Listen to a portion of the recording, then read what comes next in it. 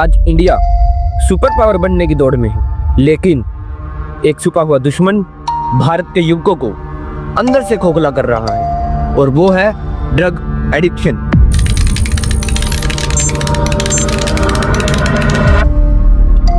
ये कोई फिल्म या कहानी नहीं है, ये बहुत बड़ा खतरा है और आज के यूथ को पता ही नहीं चलता कि कब वो एडिक्ट हो गया।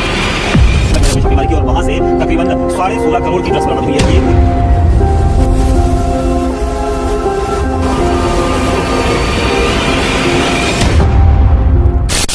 2019 के मिनिस्ट्री ऑफ सोशल जस्टिस सर्वे के अनुसार भारत में 3 करोड़ से ज्यादा लोग ड्रग डिपेंडेंट हैं और शॉकिंग बात तो ये है कि इसमें 14 से 35 साल की उम्र के लोग सबसे ज्यादा हैं।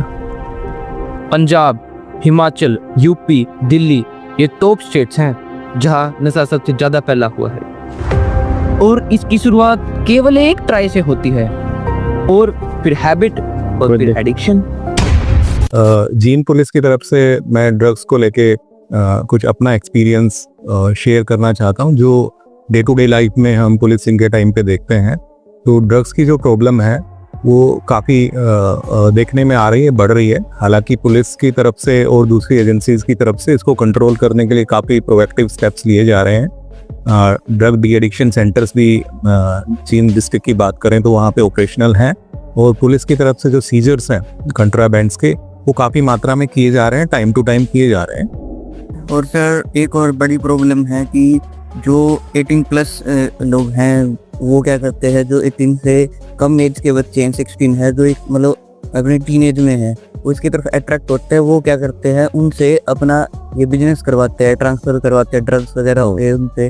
तो ये किस तरीके से गलत है और इसको कैसे रोका जा सकता है? हाँ बिल्कुल, ये बहुत अच्छा क्वेश्चन है क्योंकि एक कॉम्प्लेक्स बड़ी जटिल समस्या ये बन के उभर रही है। इसमें जो सप्लाई चेन जो इसका नेटवर्क बन रहा है उसमें जैसा आपने बताया बच्चों को भी यूज़ किया जा रहा है और ऐसे ऐसे बच्चों को जैसे स्लम एरिया में जो रहने वाले बच्चे हैं उनको भी यूज़ किया जा रहा है और पैरेलली जो एजुकेटेड फैमिलीज़ के बच्चे हैं या स्कूल में पढ़ने वाले, कॉलेज में पढ़ने उनको भी यूज़ कर रहे हैं। आइसोलेशन में हम किसी को ना छोड़ें, चाहे वो विक्टिम है या कोई सप्लायर है।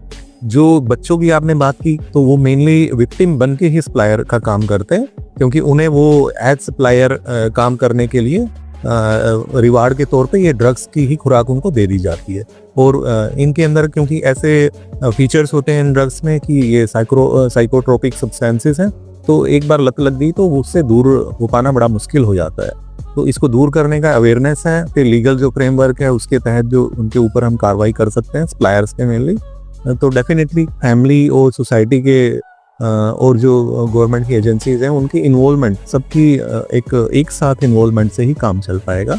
खाली पुलिस की तरफ से कोई एक नी जर्क रिएक्शन की अगर हम सोचें कि एकदम से ये रुक जाए तो ऐसा पॉसिबल होना मुश्किल है। सर आज हम आपसे पूछना चाहेंगे कि नशा रोकने के लिए क्या क्या उपाय हैं? माय डियर, नशा रोकने के लिए सरकार ने NDPS एक्ट 1987 बना रखा है।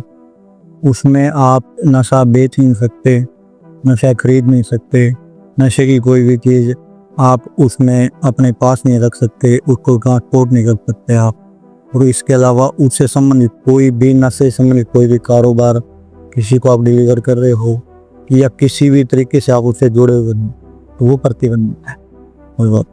तो सर सजा का प्रावधान क्या क्या है इसमें? सजा का प्रावधान इसमें है जो स्मॉल क्वांटिटी होती है उसमें 1 साल तक की सजा है।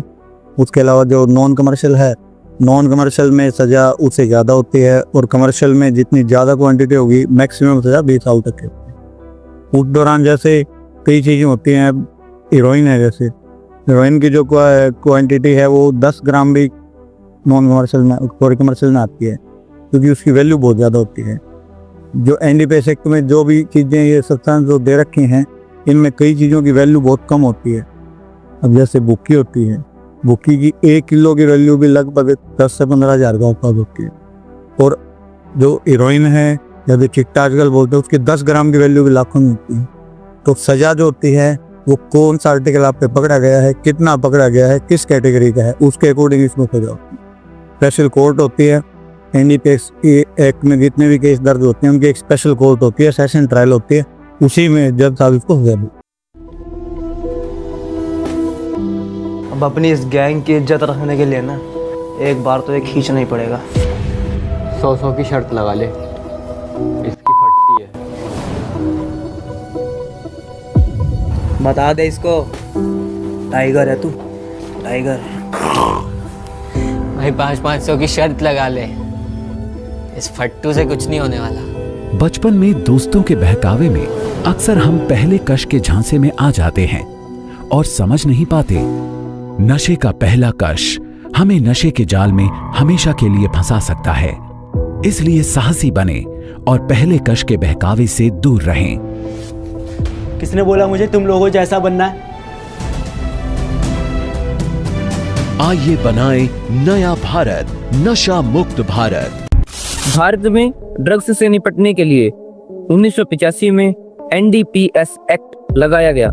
इसके तहत ड्रग्स की पोजेशन, कंजप्शन, सेल्स या ट्रांसपोर्ट पर भारी सजा है। कमर्शियल क्वांटिटी मिलने पर 10 से 12 साल की सजा और लाखों में जुर्माना हो सकता है। NDPS एक काफ़ी स्ट्रॉन्ग एक्ट है, उसके तहत सज़ा भी काफ़ी अच्छे टाइमली होती है, काफ़ी ज़्यादा होती है। और हमारे पास फिट NDPS एक्ट बोल के भी एक अलग से जो है कानूनी प्रावधान है, जिसमें हम जो है उनको प्रिवेंटिव डिटेंशन भी करते हैं। लगभग वो 1 साल तक की हो जाती है। सोशल मीडिया पर कूल बनने के लिए आज का युवा नशा कर रहा है। सॉन्ग्स और वेब सीरीज में भी ड्रग्स को ग्लैमराइज किया जा रहा है। पीयर प्रेशर, एग्जाम एंजाइटी और करियर कंफ्यूजन भी यूथ को इस दलदल में धकेल रहा है। हर्ष आर्य हमारे साथ हैं और उनका आग्रह है कि हम लोग आपस में वर्तमान में युवाओं में नशे की बढ़ती प्रवृत्ति पर आपस में विचार करें, संवाद करें। ये सच है कि आज माता पिता के लिए सबसे अधिक चिंता का विषय संतानों में बढ़ती नशे की आदत है। शिक्षण के दौरान भी और संगठनों में कार्यकर्ता की हैसियत से भी युवाओं की आदतों को बहुत नज़दीक से, करीब से देखने का अवसर रहा है। और मैं व्यक्तिगत तौर पर ये महसूस करता हूँ, जिस विचार के सहारे कोई युवा इन भौतिक संसाधनों का उपयोग करता है, विकास वो उपयोग करता है, वो समझ, वो आइडिया हम नहीं दे पा रहे हैं। और उसके कारण ये एक दुरावस्था पैदा हो गई है, चिंताजनक स्थिति पैदा हो गई है कि हमारा युवा उस बेहतरीन आइडिया के अभाव में भटक रहा है। उस भटकाव को रोकने के लिए जो सबसे बड़ी जिम्मेदारी माता और पिता के पार्ट पर है, वैचारिक तौर पर बच्चों को जागरूक करना। सरकार ने नेशनल हेल्पलाइन नंबर 1446 शुरू किया है और कई राज्यों में प्री डी एडिक्शन कैंप्स भी लगाए जा रहे हैं। आर्य समाज, गुरुकुल संस्थाएं और NGOs मोरल एजुकेशन और संस्कारों के द्वारा युवकों को सही मार्ग दिखला रहे हैं। अगर आप किसी दोस्त को नशा करते देखते हैं तो चुप मत रहिए, उससे बात कीजिए, उसके परिवार को बताइए और उसकी मदद कीजिए। रील और सॉन्ग जो ड्रग्स को प्रमोट करते हैं उनको अभी रिपोर्ट कीजिए। ड्रग एडिक्शन सिर्फ एक व्यक्ति का नुकसान नहीं, पूरे समाज की हार है। और यदि अब भी हम आंखें मूंदे बैठे रहेंगे तो भारत का भविष्य अंधेरे में चला जाएगा।